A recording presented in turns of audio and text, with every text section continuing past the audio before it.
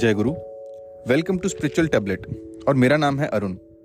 हम सब ने अपनी लाइफ में किसी न किसी प्रेशियस चीज को खोया है, और नहीं खोया तो भी यह सिचुएशन हमारी लाइफ में आनी ही है। क्या होता है जब ऐसा कुछ होता है? हम बहुत दुखी या डिप्रेस्ड हो जाते हैं, और वर्स्ट केस में यह हमें इनएक्शन की तरफ ले जाता है। जरूरी नहीं है कि कुछ खो जाने के बाद ही हम ग्रीफ फील करते हैं।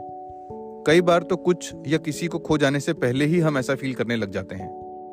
इसका सबसे बड़ा एग्जाम्पल अर्जुन है। क्या आप जानते हैं कि अर्जुन ने युद्ध करने से पहले ही, बिना किसी को मारने से पहले ही इस फीलिंग को फील किया और युद्ध लड़ने से मना कर दिया। उनको लगा कि मैं अपनी फैमिली मेंबर्स को मारकर खुश नहीं रह पाऊंगा, और उनको खोने के थॉट से ही उन्होंने ग्रीफ को फील किया।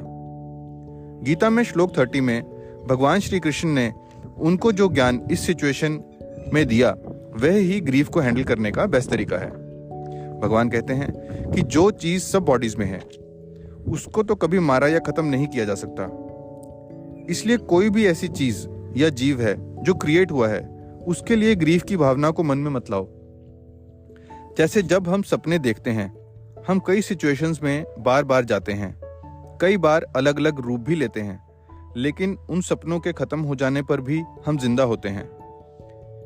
ऐसे ही जो सोल बॉडी के अंदर होती है, वह बॉडी के खत्म हो जाने के बाद भी मरती नहीं। हम सबकी बॉडीज ऐसे बबल्स हैं जो एक दिन तो फूटने ही हैं। जब भी हम किसी अपने को खोते हैं तो नेचुरल है कि दुख तो होगा ही, लेकिन भगवत गीता कहती है कि हमें अपना एटीट्यूड सही रखना होगा और बहुत ज्यादा ग्रीफ को नहीं होने देना, क्योंकि यह अल्टीमेटली इनएक्शन में कन्वर्ट हो जाएगा, जैसे कि अर्जुन के साथ हुआ था।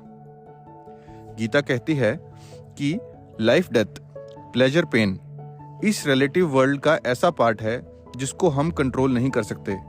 हम कंट्रोल कर सकते हैं तो सिर्फ अपने इनसाइड को और अपने रिएक्शंस को। अगर कोई अपने किसी पेरेंट को खो देता, तो हो सकता है कि इस सिचुएशन में दो तरह के लोग दो डिफरेंट तरीकों से रिएक्ट करें। हो सकता है कि एक डिप्रेस होकर अपना कामकाज छोड़ दे, और दूसरा दुख तो महसूस करे लेकिन अपनी ड्यूटीज को प्रॉपरली पूरा करता रहे। बहुत बार आपने सुना होगा कि हमारे यहाँ यह कहा जाता है कि रामेश्वर ने अपना शरीर त्याग दिया या वह स्वर्ग सिधार गया। यह बहुत कम कहा जाता था कि रामेश्वर मर गया, क्योंकि आत्मा कभी मरता ही नहीं है। ग्रीफ हम तब फील करते हैं जब हम इस फैक्ट को इग्नोर करते हैं कि वह आत्मा मरी नहीं है, और दूसरा तब जब हम इसको इवन माइंडेडनेस और कामनेस के साथ हैंडल नहीं करते।